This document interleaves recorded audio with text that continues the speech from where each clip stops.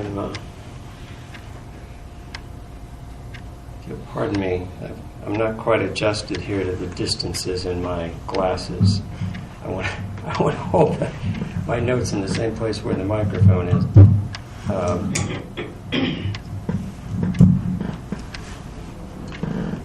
Not quite.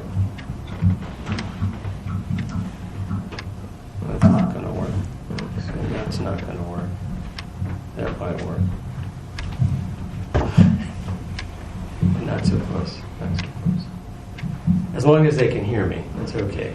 And then this is not that big a room, I think. People have to hear it downstairs. Oh, they have to hear it downstairs. Well, okay. Can you hear me downstairs? I think so. Yes. How do you know? Thump your ceiling. Yeah. Yeah. Okay. So, anyway, I'm very happy to be here. I've heard very good reports about the Pittsburgh Center from Swami Chaitananda, from Swami Atmagyanananda, from everyone that comes here seems to like it. So I thought, well, I'll probably like it too. So, anyway, the topic is the application of Bhakti to daily life. I'm still not quite adjusted here. Let's see. It's a problem with old eyes, you know? They don't quite work right. Would it help, Maharaj, if we gave you a little table to put it on? I have no idea. We have taller table. It will come up to your... Yeah, but it'll be like this. I think if you'll have some patience here, I think I'll go upstairs and get another pair of glasses. Oh, you have... I came prepared for this eventuality.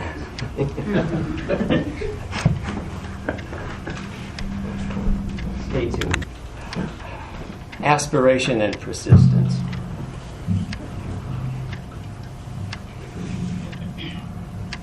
So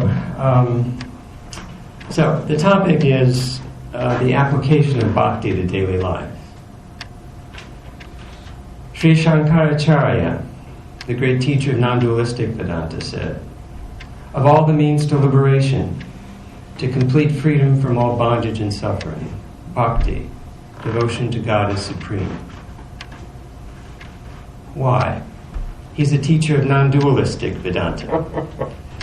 It's a legitimate question. Because just through the intellect, just through reasoning, we cannot realize God. The heart must move with the head. The emotions must join with the intellect. The heart must yearn for God. Without Bhakti, we're just research students trying to figure it out. Or as Sri Ramakrishna put it in a much more straightforward and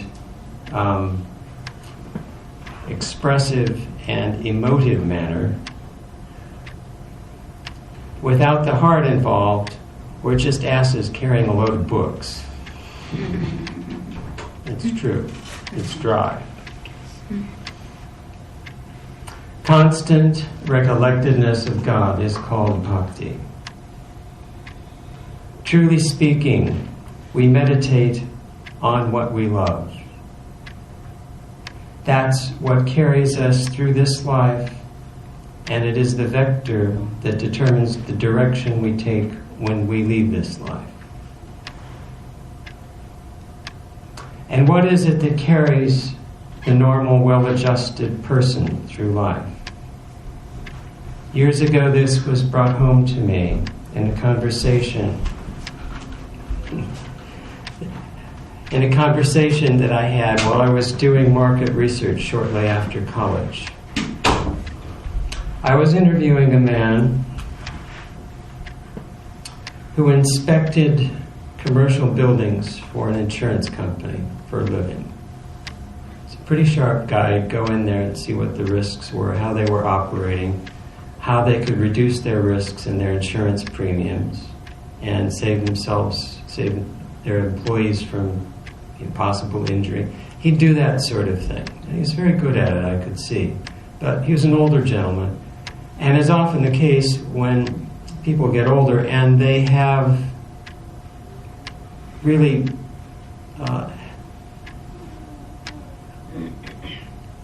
gotten some valuable knowledge from their own experience, not just facts and figures, but figured things out from their own experience. And they see someone who might understand that, they want to share it because they know their time is so this is what started happening. He's a very good interview subject. He stayed on topic. He understood what I was doing. It went very quickly. And when I was done asking my questions, he started asking his. Because this was his way of exchanging information with me. I don't remember what all the questions were. This wasn't the first question. This is the one I remember. He asked me, what was the slave in Egypt thinking when he was hauling stones for the pyramids? Well, that's a good question. How would I know? I didn't say anything, so he answered it himself. He said he was thinking about his wife and kids back home. And how did the commercial insurance inspector in Alton, Illinois, know that a slave thousands of years ago building the pyramids would be thinking about his wife and kids? Because he's a human being. And for most human beings, their primary joy comes through their close personal relationships. Even while engaged in work that is intellectually challenging, part of the mind will be remembering, consciously or unconsciously, subconsciously, those primary relationships which bring us joy and sorrow. We get both, but primarily we think about the joy. I remember reading in a book written by Swami Saradeshananda called The Mother as I Saw Her. And he was visiting, after he had become a monk, he was visiting a college friend who became a householder, but obviously a very fine person. And this friend he had known in college was extremely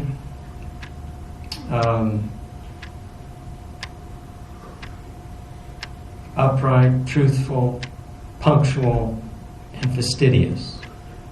He was always dressed properly, and everything was in place, and the clothes were clean and pressed, and all this. And he was waiting for his friend to come home from work, and his little girl was playing in the yard, and he saw his friend come dressed as he always was, very fastidiously, even at the end of the day, even when he wasn't at the office, still everything was all tightened up. He opens the gate to his yard, and this little girl who had been playing in the mud came running up to him, jumped in his arms, just ruined all his clothes. And he didn't care a bit. It was just pure joy. Watching this, Swami Saradeshananda was thinking, what's happened to my friend? You see, this little girl of all his children is the one that took care of him in his old age when he needed nursing. You see.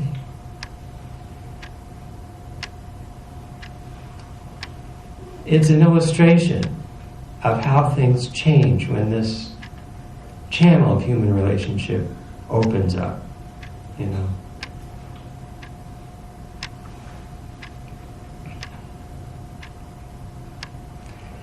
Now, this kinds of constant recollectedness of our human relationships that are close and give us joy is true even of most people whose engagement with life is highly skewed to the rational rather than the emotional. one of our devotees from St. Louis, a very good radiologist, was recruited by the Mayo Clinic and then the Cleveland Clinic. He's a senior radiologist. And he called one day to tell us very matter-of-factly that they'd found brain cancer. And he's saying, but you know, that's a death sentence. People hear brain cancer. He says, but this seems to be very slow-growing kind of brain cancer, and I'm being treated for it. And he mentioned, he's trying to mention it by the by, that both of his daughters, within the last 2 months, had pulled up stakes and moved to Cleveland. One picked up, she was starting her radiology residency in Kansas City. She found a space at the Cleveland Clinic, pulled up with her husband and 2 children, moved to Cleveland. The other one was teaching at a prestigious private high school in Mexico City with her husband, 2 kids. Picked up, got another job in a prestigious private school in Cleveland. And they moved in.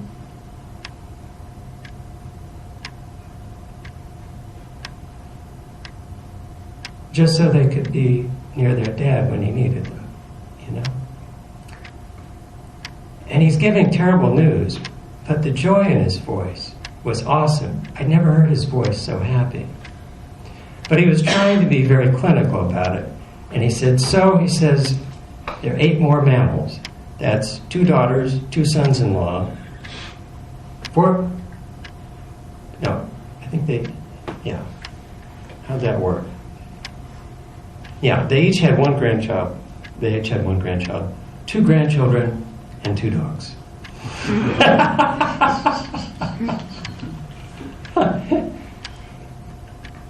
Anyway, so you see, I mean, he's trying to be very rational about it, but you know, it's the emotion that's carrying him, and by the grace of God, he's okay. You know, his daughter's 2 families are still there. He's still working at the Cleveland Clinic, past retirement age, and he's fine. But I say that just to illustrate that, you know, he's gotten awards for his editing the radiology journals and his research and his clinical work, and he's top-notch. But push comes to shove, what's most important are those human relationships. So when the mind turns to God, it's natural and highly effective to approach God through human relationship. Any human relationship can be divinized. The practical problem is to take the mind that has been churning through the ocean of samsara for many lives, preoccupied with the world, and to turn the ship around so that it is churning in the opposite direction, preoccupied with God. So how does one change preoccupation with the world to preoccupation with God?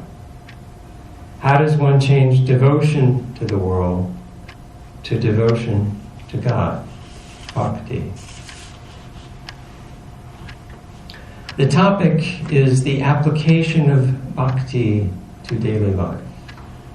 So do you get a bucket of bhakti and roll it on the wall of daily life? Do you use a 2-inch trim brush or a 4-inch house brush? Or do you get an air compressor and tape off the windows and spray it on? Or if you're feeling very exuberant, do you put the intake hose way down in the bucket of bhakti and machine gun it on the wall of Maya, windows and all? It's a question of temperament and method. If you're impatient, you get the air compressor. Well, every analogy has its limitations, and this one has quite a few. You don't buy a bucket of bhakti at the paint store or the hardware store. It's something intrinsic that must be awakened. We each carry it in our heart. Holy Mother said,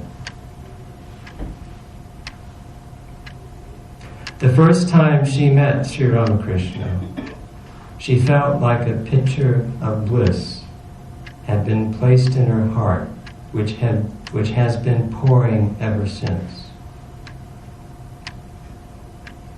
The awakening of Bhakti almost always comes through human contact. Love of God is not kindled within us until we come in contact with those who carry that burning flame within them. The grace of God comes through those who have already received it. Holy Mother's case is exceptional.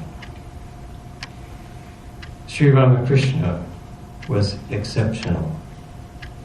But something similar also happens in the case of the ordinary teacher and disciple. And sometimes it can be quite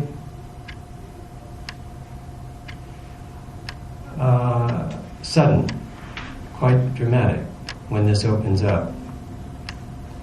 One instance that I'm witness, I want to just give this as an example. It happened early on, not too long after I first started coming to the St. Louis Center. That was before Swami Chaitananda came. Swami Prakashananda was there. And he was an old man. He was 82 when I first walked in the door. And this was a couple years later. He was still giving talks. And the format would be, the Sunday talk was in the chapel. Afterwards, he would go to the entrance hallway. Everyone would file out. He'd greet them. And then he'd go in the library, and anyone wanted to, have a little extra holy company, a little chance to interact with the Swami, would go in there. Most of these people were his students or disciples, but not necessarily. And our library is arranged. There's a very elegant circular wooden table in the center, about 60 inches in diameter, and chairs along the perimeter of the room. It's about 20 by 20 feet. It's a big room. And no one ever sat. Somebody would sit at the table and facing out towards the entrance hallway in the chapel so he could see what was going on. And no one else would sit at that table. Out of respect or for whatever reason, they'd sit around the perimeter and the discussion would go on. I noticed this middle-aged gentleman, seemed to be in his 40s, started to come. Very proper. He's always dressed in a white suit and had military posture. He was always ramrod straight, sitting or standing. He looked like a brown Paul Newman. He was an engineer for the Illinois Highway Department of Transportation. Brilliant engineer, as I found out later. And he had this booming voice. When he asked a question, you could hear it in the basement without a microphone. And he knew Sanskrit. And he'd become interested in the Vedanta, and he was studying these things. And he knew that this Swami was a very learned Swami, and that he knew the answers to these questions. And this was an opportunity to pose the questions that he'd been working on in his spare time all week long. So he'd come in and he'd boom out these questions in his booming voice, and Swami would just very quietly answer them. His stimulus response, like light on a mirror. Angle of incidence equals angle. He wouldn't encourage the discussion, and the subject this particular morning was karma. Agama karma and sanchita karma and parabdha karma, and they were using all the technical terms, and it was going on like this, and they dealt with the other two, and they were working on parabdha karma, and it was like, get a little information out, and then he'd continue and kind of just bear down on this particular point that he wanted clarified, and then go to the next one, and just kind of controlling the whole thing. Swami's very very strong on anything spiritual, but you could miss it because he was so humble with anything personal. He'd answer in this soft voice, you know. And he was asking, he's booming about prarabdha karma, the karma that is wreaked in this life, that's drawn from the quiver of arrows and is in, you know. And instead of directly answering the question that was posed to him as he had been, Swami Satprakashananda could see him, his posture changed a bit. He straightened up. And he said in a very different voice, "Do you know how much karma is on your shoulders?" And he must have given him a look that went through his eyes and right down into his toes.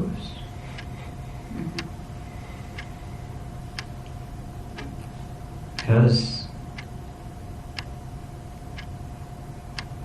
that was it. That was the change.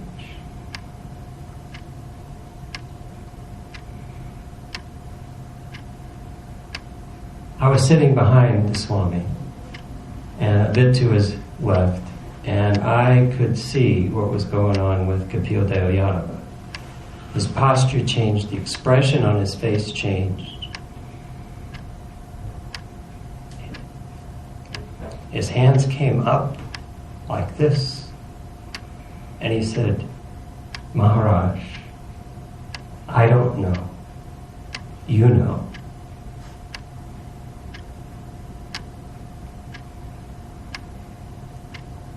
The white suit disappeared. He wore ordinary clothes after that.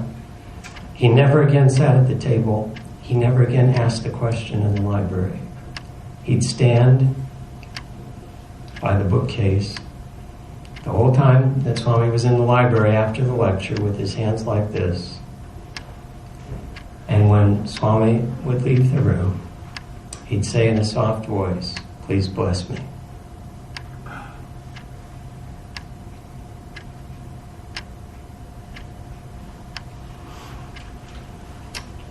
What happened? Now the Gita talks about different kinds of people who approach God. He was a person who wanted an understanding of God when he was booming those questions out. And when that personal contact was made, do you know how much karma is on your shoulders? It flipped.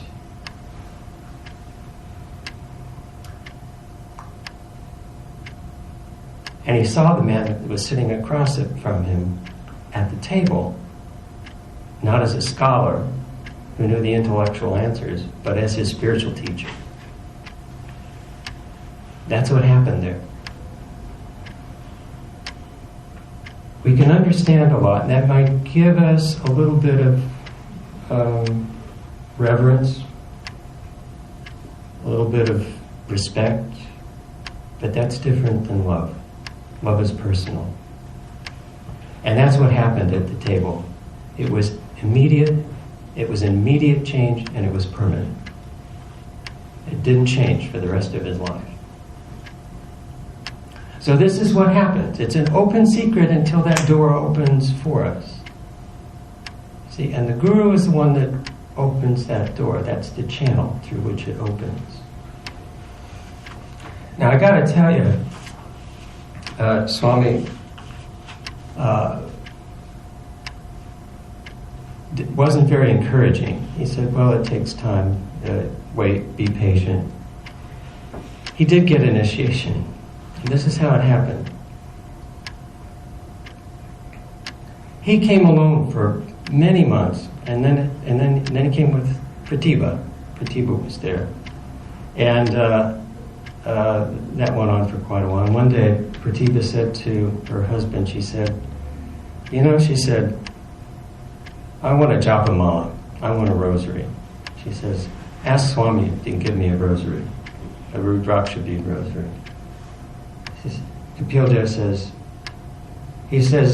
why do you want me to ask him? He doesn't do anything I ask him to do. Why don't you ask him? So she caught him, coming down at the stairway landing from the second floor one day, and she says, Swami, I need a japa mala. Can you give me a japa mala? He says, I only give japa malas when I initiate people. She says, when are you going to initiate me? He says, he says, I have to look in the almanac and find an auspicious day, and he says, bring your husband.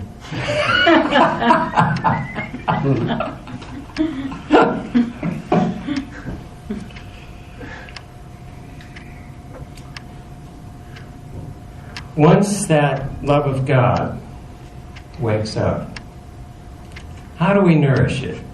How do we develop it? That's the question. We don't want it to be a one-off. I had this experience. It needs to open a door that we walk through. It's a matter of removing obstacles.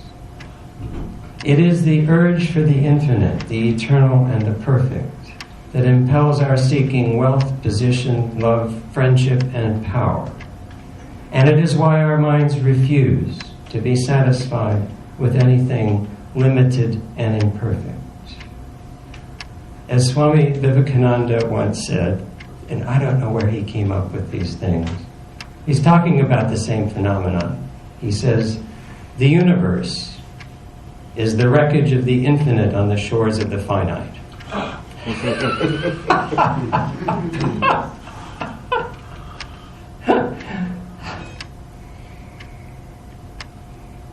Yeah, that's a good one. Once we wake up and start to turn the ship around, it's essential that we devote some time each day exclusively to God. If we don't do that, we won't be able to remember God as we go through our daily secular activities.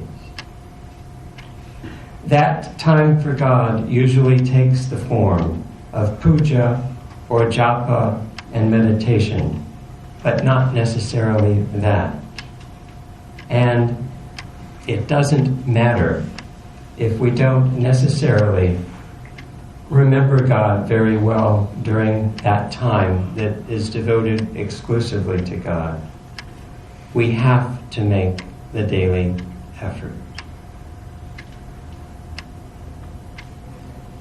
It's not going to be easy to turn the ship around. And if we judge it by how effective it is, we're going to get disappointed.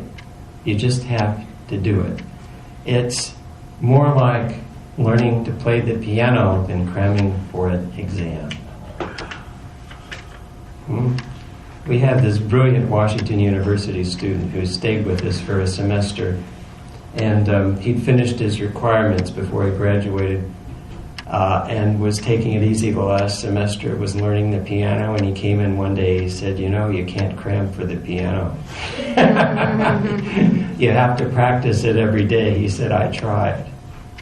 It's like that. You have to do it every day, and you can't be disappointed when it doesn't work.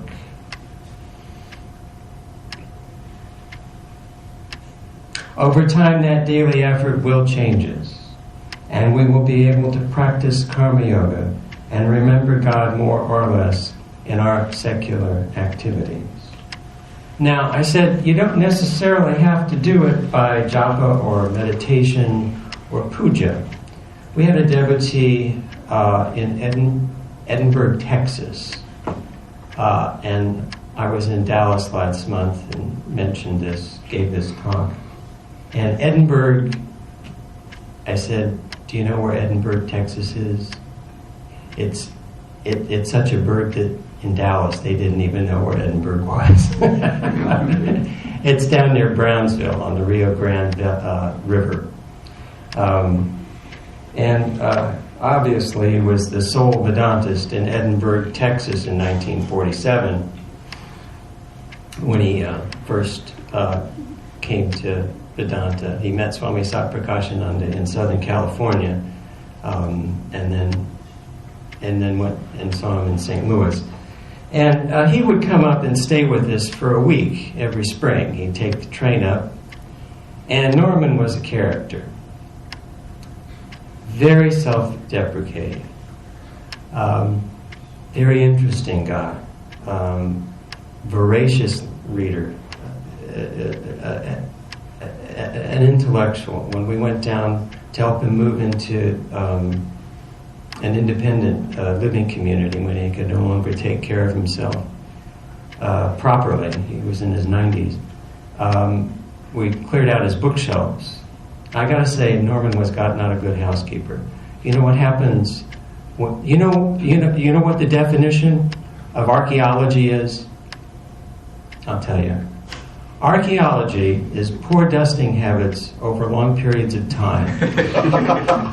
And Norman was well on his way to archaeology when we showed up.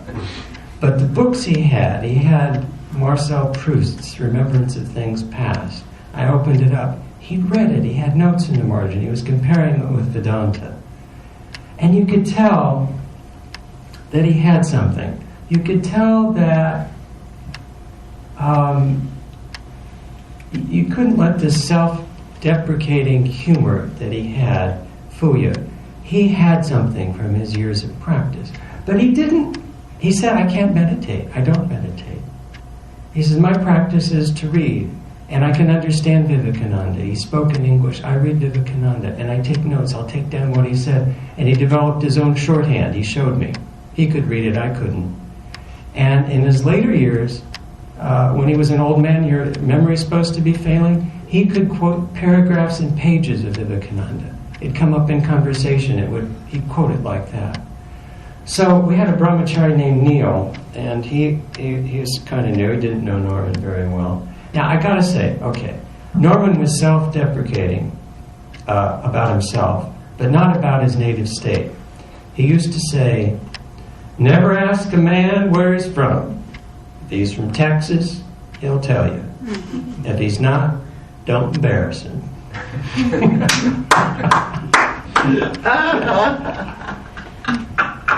So Neil said, Norman, you're so intellectually oriented, and you're alone down there in Edinburgh. You don't have any family. You never married. You're the lone Vedantist for God knows how many miles, or hundreds of miles. Don't you ever get lonely? And Norman's in the room that he was staying in the basement. Neil's at the door, and I'm kind of in earshot. And Norman says, well, he said, I used to get lonely. But one day, while I was reading Sports Illustrated, now look at this. He had such a pure mind. He didn't dress it up. You know, he wasn't reading the scriptures. He wasn't memorizing Vivekananda. One day, while I was reading Sports Illustrated, all of a sudden, I have no idea why, I just felt love all around me, everywhere, all around me, in every direction. I can't express it. I don't know how long that lasted. I don't know what it was. But ever since then, I've never felt lonely. I have every reason to be lonely, but I've never felt it. And he didn't consider it very significant, you see. But he got something, you see. He got something out of his spiritual practice. And it just happens. You have to be ready for it. And the key is systematic practice. The key is daily practice. If we want to change, if we want to turn the ship around in the sea of samskara so that we're devotees of God, it's daily practice. Now, in our tradition, there are a couple of important things in spiritual life. There's the chosen ideal of God that we worship or that we meditate on. And then there's the seed word, the bija word in the mantra. And there may be other words in the mantra, but the bija is important because that carries the devotional potency. That's the key. that's in the mantra. Of course, I read all this, but coming from a Western background, I really had to, I wasn't a very good student. I didn't just pick things up very quickly. I'd think them through and cogitate and go back and forth on these things. So I kind of got chosen ideal, understood that was important. You had to have some ideal, some spiritual ideal that drew your admiration, your love, that drew your mind and heart. I understood that. But this mantra business I didn't quite get because, well, how can...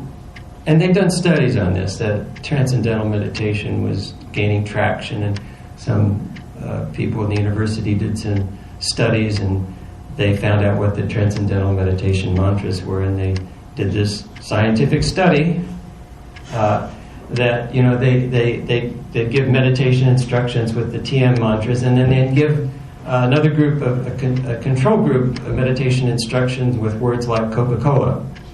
The same instruction, different mantra, and they found that it made no difference at all. So I thought, I wasn't too convinced. Well, they're scientists. Are any of you scientists? No. So it's not something that's very amenable to normal discursive reasoning, how this bija mantra can actually work. You have to experience it. You have to have a little faith. And I didn't have that, but I thought maybe I should have one. And I thought, well, what should I say? How would I find out? I was pretty sure what the chosen ideal was. Well, I was working, and by this time I'd moved into the Ashrama. I was living in the basement. And Swami Satprakashananda was living there, and he lived upstairs and I lived in the basement. But we met every once in a while. And I had an evening job. So I was there in the afternoon one day, and on the first floor, and I've often been accused, not once or twice, of walking like a cat burglar. I was there, but no one would know it. And Swami was, you know, in his 80s, and his hearing wasn't that good, so he certainly didn't know it. So I was on the main stairway, and he was upstairs walking from the shrine into his living quarters, and I heard him saying very loud with great devotion this something Ramakrishna. And I thought, well, that sounds pretty good, I'll say that. So I started saying it. I was working with juvenile delinquent and emotionally disturbed teenagers at the time who were pre-selected for the severity of their problems. And, well, they noticed a change in me. And they started calling me, hey, he's so cool. He's so cool. I mean, their goal was to get the people who were supposed to be in charge of them rattled and shaken up and reacting to them. And for some reason, I was not doing that. I was just cool. You know, it's happening, that's happening, it's cool. Well, so, but the problem was that I should have been reacting to some of these things, but inside there was this kind of witness consciousness that was developing. I really liked saying this mantra, but in my secular activities there was this kind of, I felt like the observer. Well, Swami Satprakashananda was taught the path of knowledge by Swami Brahmananda. And judging by the effect that it had on me, I was probably saying his mantra. So I began to think, well, maybe I'd have a consult on this. So I went to, made an appointment, talked to the Swami, and I told him what I was doing. And I said, he was very soft-spoken. He said, who told you to say that? And I told him what happened. He calmed down a bit. He said, don't say that. And he gave me some preliminary instruction to kind of, and then later on gave me my mantra, which had a very different effect on me. Like most people, I have a devotional attitude towards God. But that after that, I had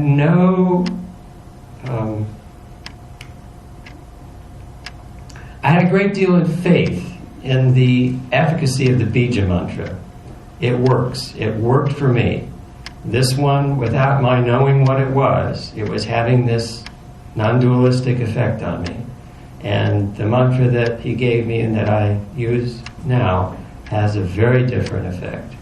And if you say them sincerely, you live in that mood. And it really does make a difference. Now, ask me why. I have no idea. But I don't need to know why. You see? I'm doing the experiment, and it works. You see?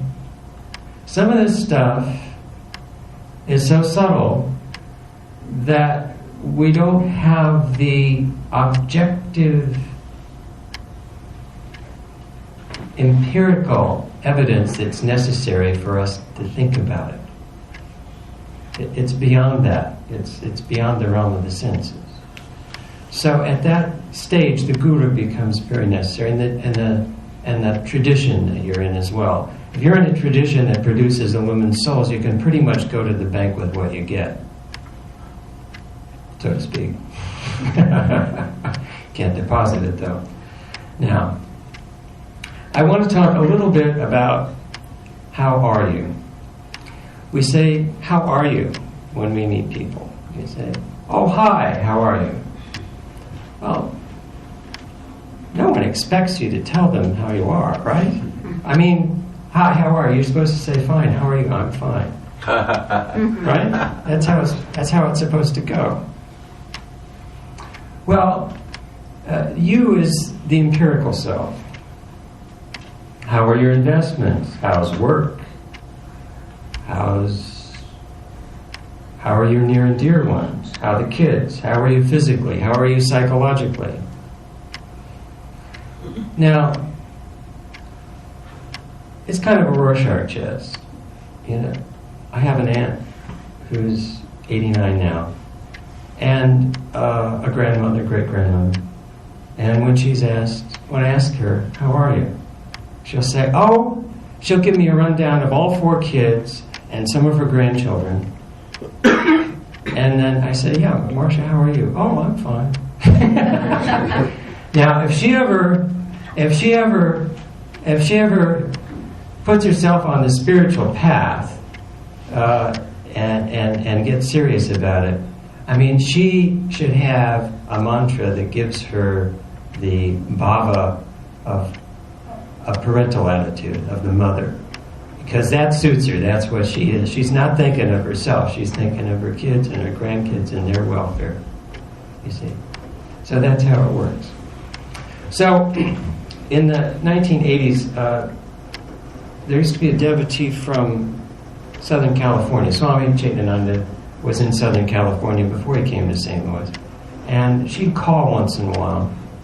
And she came a couple of times. Her name was Veronica. She was an immigrant from Hungary.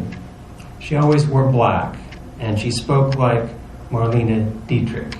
Now, that means she had a strong Hungarian accent, but it was kind of cultivated, educated accent. So when Veronica called, I'd often answer the phone, and she recognized my voice. Veronica would say, This is Veronica. How are you? When Veronica said, how are you? You felt like you had to cough it all up. Nothing could be too depressing or too intransigent or difficult for her. If you said, I'm fine, she'd say, yes, but how are you?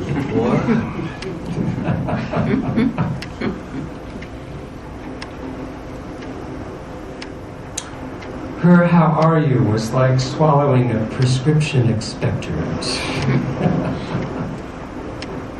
She really wanted to know. But something happens as we proceed. There's a shift. Our focus becomes how we're doing in our inner life. how we're doing physically and materially is there, but it becomes peripheral rather than central.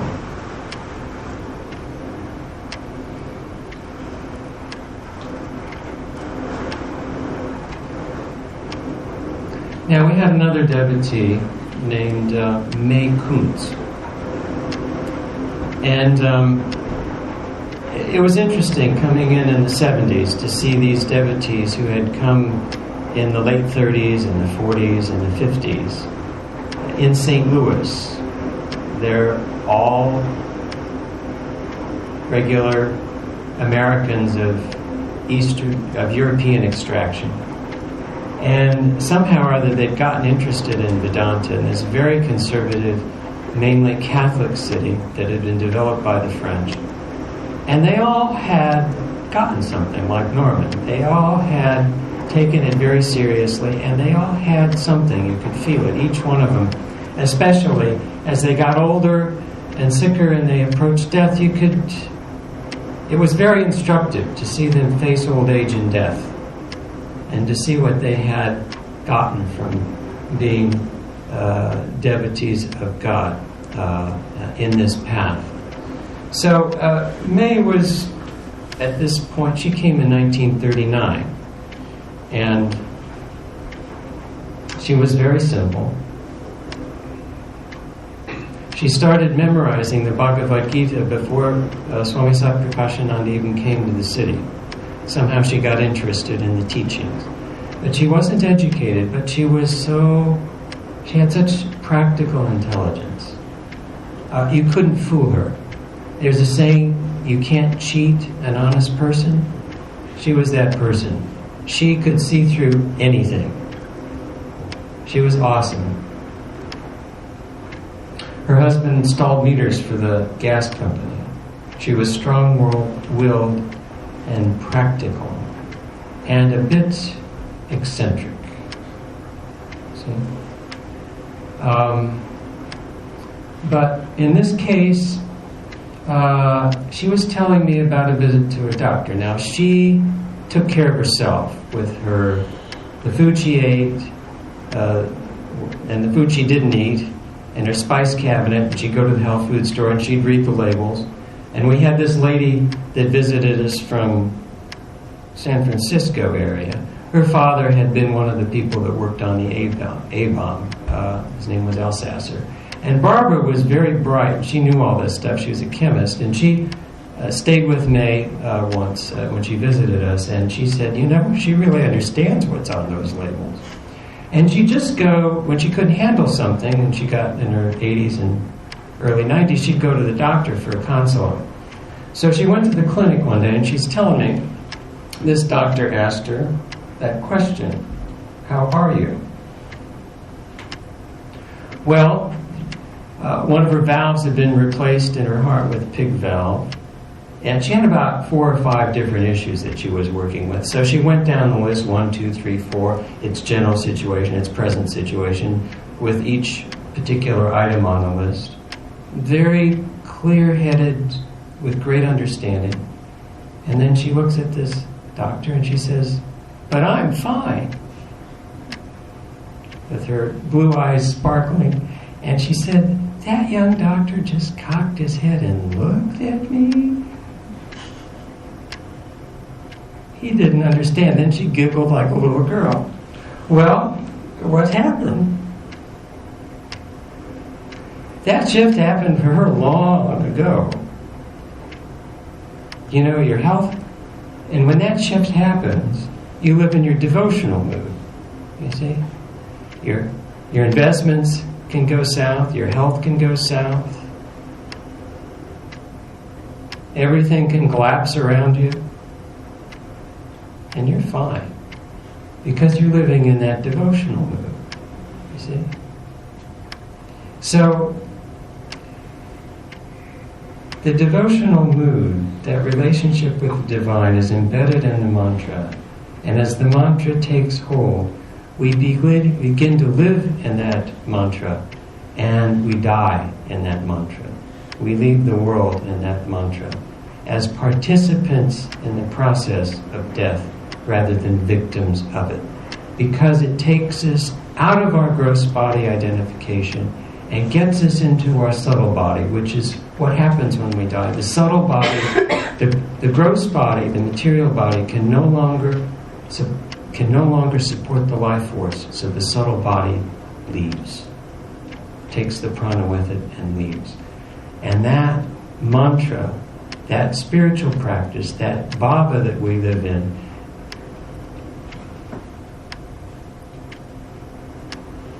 gives us a role in our own death. We participated in it instead of being victims of it. Instead of dying, we leave, unless we're fortunate enough to realize God at that point.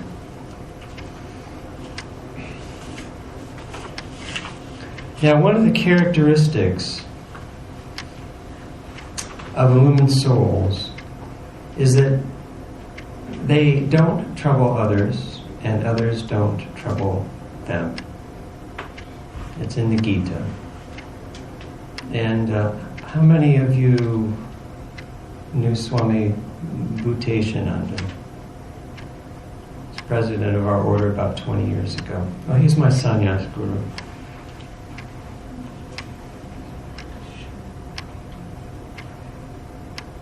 And Swami Chaitananda was very close to him when he was a young monk, and he said, Swami Bhuteshananda is someone whose enemy has never been born. Swami Bhuteshananda was assistant secretary for many years before he became vice president and then president. And when he was assistant secretary, one of the younger monks came into the Mott office and said, Maharaj, he says, you're getting older, we're coming up. He was pressing him, it's time that you moved aside so that the younger monks can step into your shoes. And he went on and on like this. And Swami Bhuteshananda is just kind of amused, and finally he says, our shoes aren't big enough for your feet.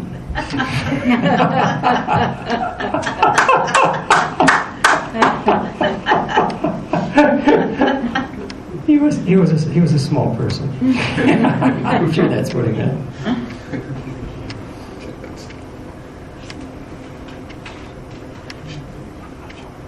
But until that time, we find people troublesome. That's the main problem. The main problem in his life is usually psychological. How can we set aside those interpersonal difficulties when we go to the altar to pray, when we sit down to meditate, when we say our japa? Well, of course, one method is to bhajans. Devotional songs are very good at clearing that junk out of the mind. It gets you into a regular rhythmic breathing pattern, and you forget about that nonsense. Another method is just pranayama, regulated breathing. Those things work. Hatha yoga works. And this is important in every tradition. Someone asks Christ, how many times should I forgive my neighbor before I go to pray? 7 times. Now he was being generous. At that time, the rabbinical advice was 3 or 4 times. And he said 7 times, and Christ says 70 times 7. Oh. He was saying, don't go to the prayer room with these negative thoughts. Don't pray with those negative thoughts. So, one technique that I found that's helpful, we're talking about the application of Bhakti. Before I found out about Vedanta, I got interested in Hatha Yoga. I took an Hatha Yoga class, non-credit course in the college dormitories. And someone found out about it. I got really interested. I'd stand on my head for a half an hour at night. Oh. Yeah, I'd go through this routine, and I could get myself into and out of the lotus posture while I was standing on my head. They gave me this book on Hatha Yoga by Iyengar or someone, and it had this healing technique in it. If you're worried about someone who's sick, what you do is you visualize their face. And then you take all your benign intention and you put that on the face of the person that you're worried about, that in this case they're sick, they're not well. So you picture them as they are and you just stay with that until you see that face shining with light. And then you can stop. So I tried this. I was worried about someone that was really sick with lupus, and it was bothering me. So I tried it, and it worked. I mean, it worked. It happened. I mean, I saw this face, and it was there vividly before me, and so sick and so sad, this really vibrant, happy person that I'd had in my life. And then when I finished, it was my great aunt, Muriel. When I finished, I mean, she was just glowing with light, and I quit worrying about her. Well, she had lupus. She went into remission. She lived another 20 or 25 years and died of something else entirely. Now, you can say that's a coincidence. It doesn't really matter what happened. The point is that it worked for me. I quit worrying about her. And I didn't know what was going on with her for a couple years, really. So I've used sort of the similar technique when my mind is embroiled with some kind of, conflict or, some kind of negative feeling. Things happen all the time. And if you just take, and even if your mind's restless, if you just take the people in your mind as they come to you, the people that you associate with them, and you use this technique, you focus your benign, you take them in your heart, you see their faces, you focus your benign intention on them until their face lights up, and then you go to the next person, and the next person, and the next person. And by the time you're ready to meditate, there's so much benign intention that's been manifested in your own heart that the meditation is really easy. And the ishta becomes lighted. You see? It's a great technique.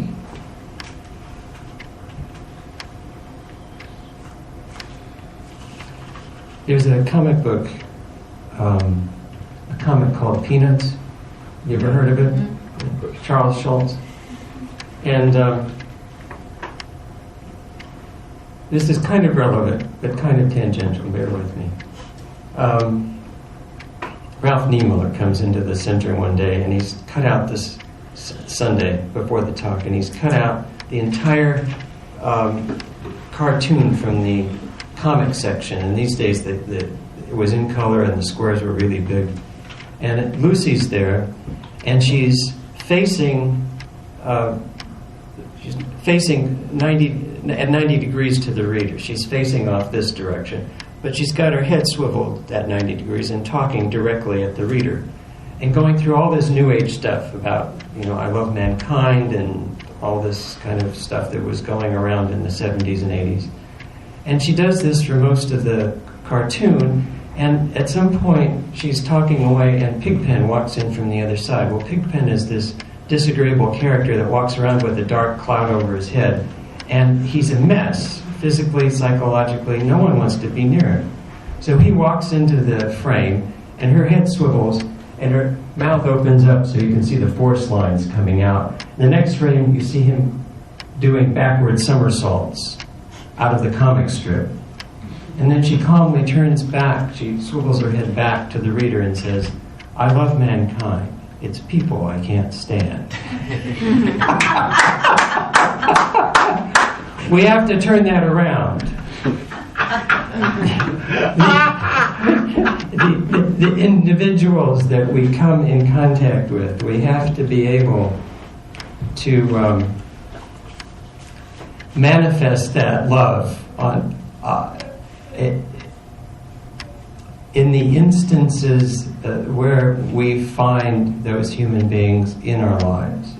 It's no good if it's just in the abstract. So I want to finish with Swami Akhandananda.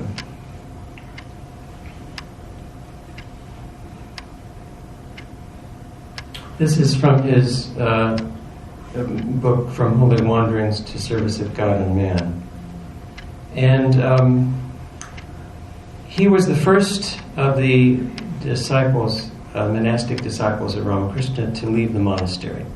And he did it without telling any of his brother disciples. The only person he told was his father, who had tried to become a monk himself. And he knew he probably wouldn't see him again. And his father blessed him and saw him off at the railway station. Awesome. So he had wandered for this was afterwards. They shifted to the Ulaanbaatar monastery.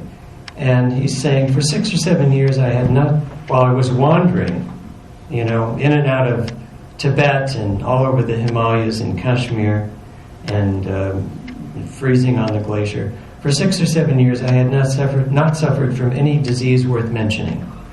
In Rajputna and other places I kept good health all along. I was back at Ulaanbaatar Math, and I had an attack of malarial fever, which kept me in bed for a few days.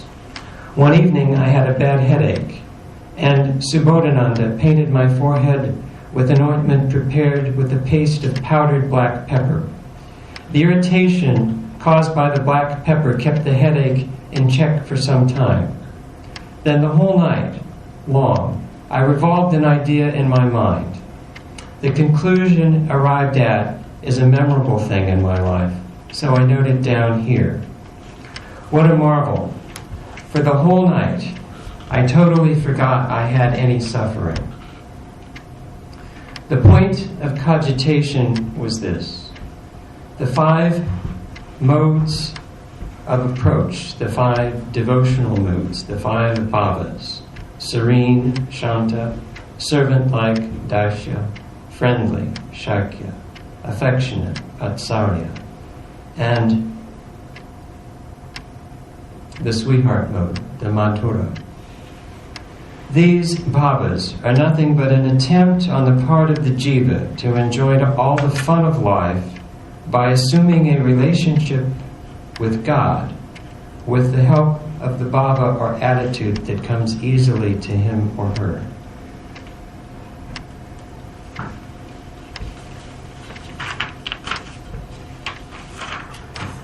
These devotional attitudes are nothing but Maya in a refined form. Then I thought of the Atman, beyond the bodies, gross, subtle, and causal. That Atman was I. Soham, I am that. There cannot be a grander conclusion. May that, I concluded, be the summum bonum of my life. Thus absorbed in deep thinking, scarcely had I closed my eyes at daybreak, when there appeared before me a living Narugopal, a living infant Krishna, with palm outstretched for a sweet, like a big sapphire shaped in a turning lathe. What a perfectly shaped, flawless, beautiful figure.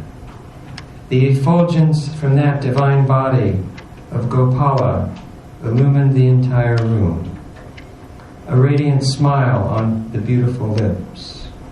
Within me, Mother Yashoda, dressed in beautiful clothes and ornaments like the ladies of Braja, held out food for Gopala and called him, saying, "Come, my darling Gopal, my gem, my stay in life," exactly as I had heard the Master, Sri Ramakrishna, speak to the child Rama. As Gopala on all fours advanced towards her, the mother's tone was full of joy, but as he receded, her voice became plaintive. While the mother Yashoda and the sapphire-colored Gopal were thus at play, suddenly there appeared the Master, with the end of his usual red-bordered dhoti over his shoulder, pointing with the forefinger of the right hand, once at Mother Yashoda, next at Gopala, and saying to me, "Look here, what a sublime thing." Overpowered simultaneously with wonder and joy, I cried out, I care not for nirvana, my Lord Thakur. Oh, what a joy! I would have hundreds of births with this attitude within me. So saying, I was about to clasp in my arms the Master, Gopala, and Mother Yashoda when I came back to the waking state. You see, he had, in later life, when he was president of the order, he would say in conversation when people asked him if he'd seen God, if it was the right person, he'd say, when I was in the Himalayas, I saw God face to face. He'd had that experience. That's why I wanted to go back to the Himalayas. And he was going back to the Himalayas. Again, he'd wandered away from the monastery on an errand and just kept wandering without saying anything to his brother disciples. And he had the intention of leaving for the Himalayas without returning, ever. And while he was doing that, he was passing through the northern part of Bengal, and he thought, well, he said, I'm not going to pass this way again. I might as well see the pilgrimage sites associated with Lord Gauranga. So he stopped at Navadip and some of those other places and got beyond that and got into this famine-stricken region in Murshidabad. Okay? And you know the story, you see. He wanted to leave the place. When he saw the condition that so many thousands and thousands of people were starving, and here he was, a sannyasin, a wandering sannyasin. It was killing his heart. He was crying to God at night. He says, how could a cruel God create this world where these innocent children are starving? I mean, his heart was just broken. And he thought, if I'd known when I headed in this direction that this is, I wouldn't have gone. And he was resolved to run the other direction. And he spent the night in the schoolhouse, and he told the headmaster the night before that he was leaving at the earliest moment in the morning. So he's sitting there, the headmaster had come over, they were talking, it was time to go. And as he got up, he felt as if someone had grabbed his dhoti. And as hard as he tried to raise himself up, he couldn't. He was pulled down. 3 times this happened. And 3 times he heard a voice at the same time that was being pulled down by his dhoti. He says, you have much work to do here. Don't go. There are many holy Brahmins here. They'll feed you. The Ganges is nearby. And he didn't pay any attention to it. To get up again. 3 times it happened. And he's sitting there. The headmaster didn't know what was going on. And he kept talking with him. Finally, the headmaster said, I thought you were leaving. He said, I'm going to stay here a while. And he said, well, if you're going to stay, Maharaj, I forget which relative, my relative over in the next village, Mahula, they're having this festival. It's the festival day for Mother Annapurna. So he says, okay, let's go over there. And he's thinking as he's going over there, he says, so, Mother, you're the one who's forced me to stay here. From now on, I must settle accounts with you about this famine, you see. Well, see, that's the story. And then he wrote back to the monastery. They sent him a picture of Thakur. He stayed there for some time. He'd worship Thakur every morning. Go to the Ganges, come back, worship Thakur with flowers. And he'd pray to him about this situation. And finally got a response, Thakur's own voice. Wait and see. And meanwhile, all this energy was bubbling up in him. He started classes. He started teaching in the district and giving classes on chanting or whatever. I forgot what it was. I mean, this energy started bubbling up, but it was oriented towards service. 3 days after the Ramakrishna mission was organized. Oh, I'm getting ahead of myself. Vivekananda had come back from America. He organized the Ramakrishna mission along these ideals that most of the brother disciples thought were crazy. The master didn't teach the service of God and man, all this stuff.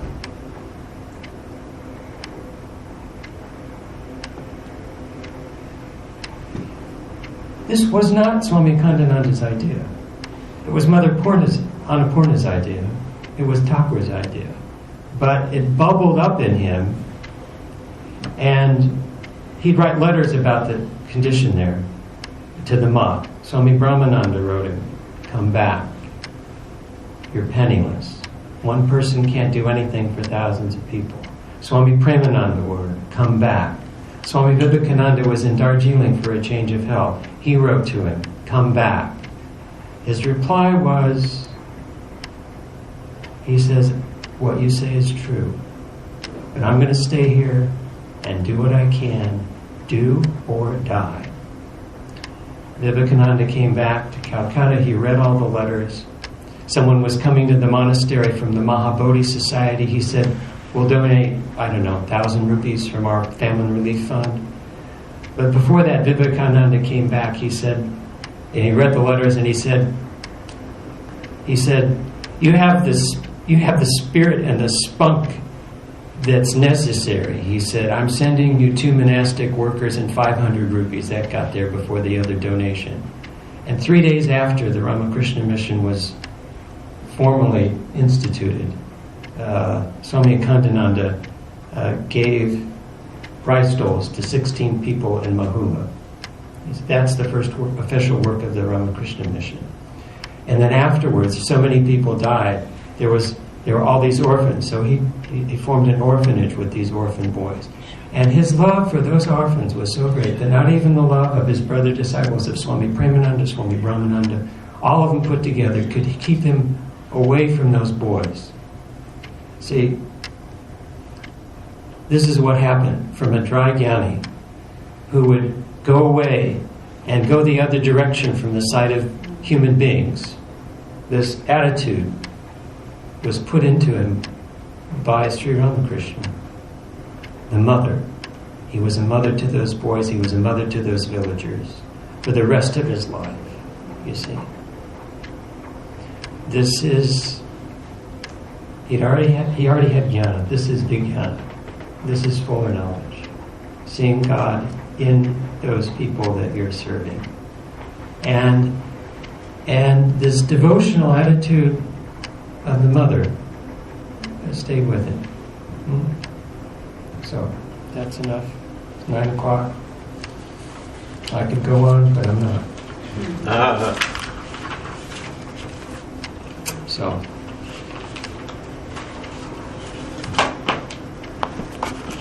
One or two questions. Well, okay. Do you have any questions?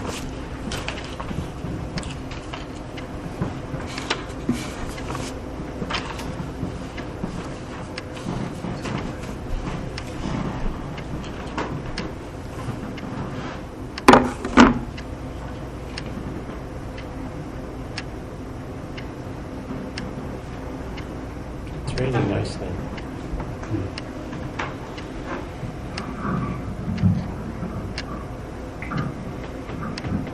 Though, Maharaj, you towards the end, you gave the example of Swami Akhandananda visualizing Mother and Krishna and Yashoda.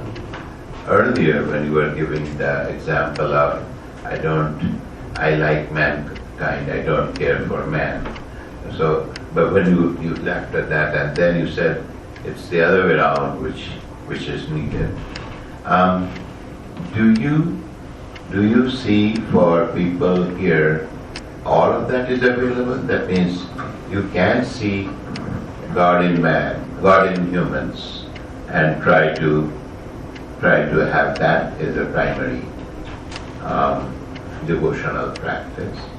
But some of us like Sri Ramakrishna as the deity who would like to worship and get happiness out of. Then there may be others. Did I understand that humans will have to be or should be one of the deities, so to say? Well,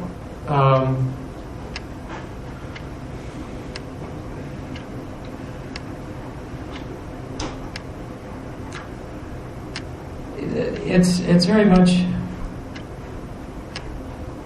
You see, the problem is to turn the ship of life around somehow or other. Swami Prabhupada used to say, by hook or by crook. So really, the essential problem is to understand ourselves well enough to know how to proceed. We all have different temperaments, different psychological quirks and excellences and deficiencies. And the trick is to get to know ourselves well enough to know how to proceed with it. For some people, meditation is going to suffice, and they won't have to get busy doing relief work and famine relief. But there's a great deal of scope.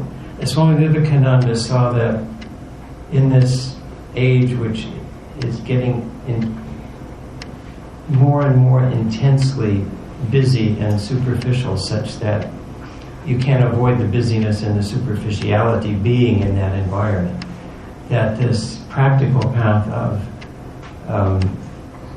finding God in our interactions with other human beings would be very efficacious, so we don't get drowned in the secular aspect of the world. Thank you. And it's a tool in the toolbox, which we may use more or less depending on our temperament, disposition, and our need at the time. But it's a very valuable tool. Yeah.